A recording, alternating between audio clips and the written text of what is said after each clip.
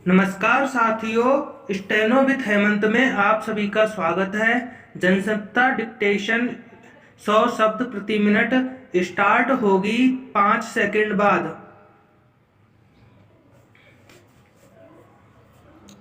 Start. अर्थव्यवस्था की मजबूती और नागरिकों की खुशहाली का मानक सतत विकास को माना जाता है। यह पूरी दुनिया के सामने चुनौती है कि कैसे वे अपने यहाँ सतत विकास प्रक्रिया को गतिशील रख सके। इस मामले में भारत की स्थिति यह है कि भले वह दुनिया की तेजी से बढ़ती अर्थव्यवस्थाओं में खुद को शुमार करता हो, 5 अरब डॉलर वाली अर्थव्यवस्था बनने का दम भरता हो, पर हकीकत यह है कि सतत विकास के पैमाने पर वह निरंतर पिछड़ रहा है। 192 देशों के मूल्यांकन वर्ग में पिछले साल यह 117वें स्थान पर था। अब वहां से 3 पायदान नीचे उतरकर 120वें स्थान पर पहुंच गया है। यह आंकड़ा खुद सरकार के पर्यावरण मंत्री ने जारी किया है। सरकार ने माना है कि मुख्य रूप से 11 सतत विकास लक्ष्यों को प्राप्त न कर पाने की वजह से भारत 3 पायदान नीचे गिर गया है।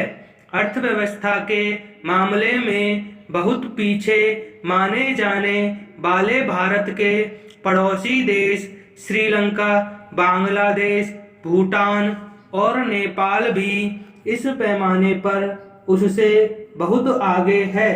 राज्यों के स्तर पर देखें तो दक्षिण के राज्यों और गोवा को छोड़कर भारत के कई राज्य फिसड्डी साबित हुए हैं।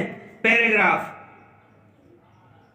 सतत विकास लक्ष्यों में शिक्षा, स्वास्थ्य, शहरी विकास, भूख, लैंगिक समानता और खुशहाली जैसे बिंदुओं पर देशों की तरक्की नापी जाती है। इन बिंदुओं पर भारत की स्थिति बहुत खराब है। छिपी बात नहीं है कि शिक्षा के मामले में सार्वजनिक व्यय लगातार घटता गया है। इसके चलते निजी शिक्षण संस्थानों का जाल सघन हुआ है, जहां शिक्षा काफी महंगी है और उस तक सबकी पहुंच संभव नहीं है। इसके चलते शिक्षा का अधिकार कानून होने के बावजूद बहुत सारे बच्चे गुणवत्तापूर्ण शिक्षा प्राप्त करना तो दूर, एक प्रकार से निरक्षर ही रह जाते हैं। बहुत सारे बच्चे 10वीं से आगे की पढ़ाई नहीं कर पाते। यही हाल स्वास्थ्य का है। सार्वजनिक स्वास्थ्य सेवाओं पर उचित ध्यान न दिए जा सकने की वजह से गरीब तबके के लाखों लोग हर साल समय पर इलाज न मिल पाने के चलते काल के गले में समा जाते हैं। इन दोनों क्षेत्रों में सुधार की जरूरत लंबे समय से रेखांकित की जाती रही है, मगर सरकारें बड़े बड़े वादे तो करती हैं, पर वास्तव में इसके लिए जरूरी धन का आवंटन नहीं कर पाती। शहरी विकास को लेकर पिछले कुछ सालों में खूब दावे किए गए। 100 स्मार्ट शहर बनाने की महत्वाकांक्षी योजना भी प्रस्तावित की गई, मगर भारतीय शहरों की हकीकत अब सामने आ जाती है। जब सामान्य से कुछ अधिक बारिश हो जाती या मौसम की मार पड़ती है, महानगरों की सार्वजनिक परिवहन सेवाएं आबादी का बोझ उठा पाने में विफल साबित होती है। पैराग्राफ। शिक्षा, स्वास्थ्य, आवास, पेयजल, आवागमन की सुविधाएं आदि नागरिकों की बुनियादी जरूरत है। जब सरकारें इनसे संबंधित लक्ष्यों तक पहुंचने में विफल साबित हो रही है, तो नागरिकों की खुशहाली को लेकर कोई दावा भले कैसे किया जा सकता है।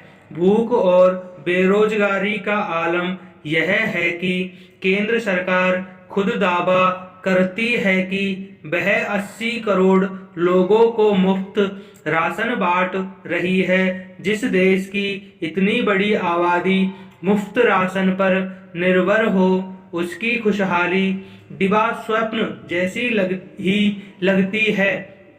ये स्थितियां केवल कोरोना काल की देन नहीं है, योजनाओं को लेकर अदूरदर्शिता और उनके क्रियान्वयन में प्रबंध की नाकामी का नतीजा है। पैराग्राफ।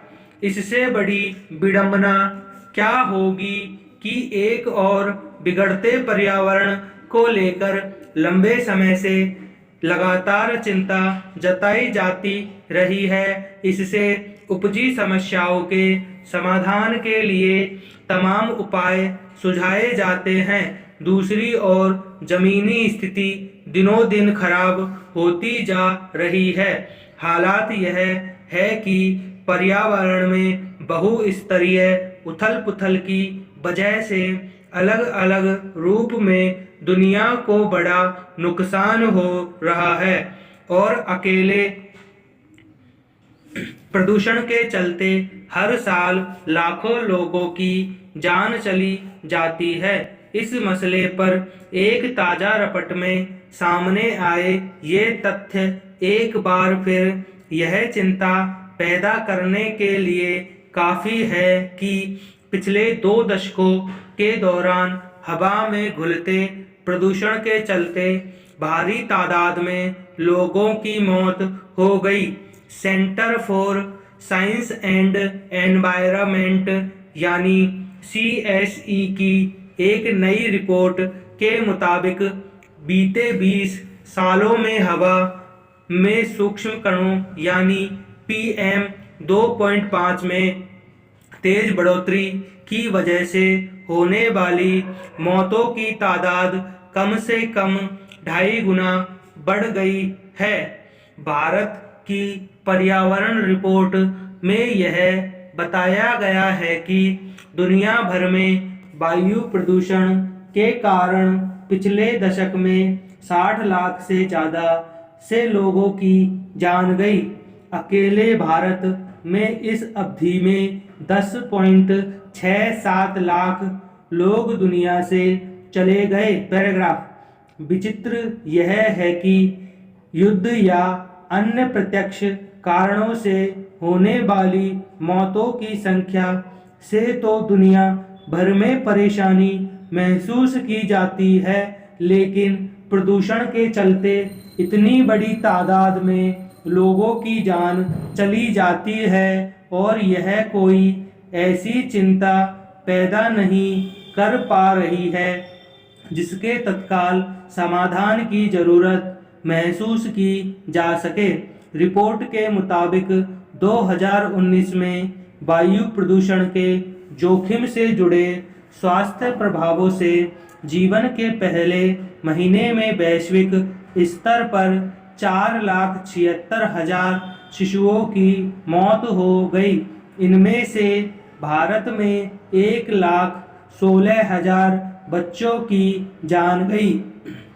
जाहिर है प्रदूषण की वजह से होने वाली मौतों के आंकड़े भयावह है। इस समस्या की चपेट में आकर जान गंवाने वाले ज़्यादातर लोगों की जान बचाई भी जा सकती थी अगर समय रहते आबो हवा के जानलेवा स्तर पर पहुंचने से रोकने के लिए दुनिया भर में उचित उपाय किए जाते। लेकिन यह सच यह है कि पिछले कई दशकों से विश्व भर में इस मसले पर लगातार आयोजनों और सम्मेलनों के बावजूद प्रदूषण के असर की तस्वीर और बिगड़ती गई है। पैराग्राफ।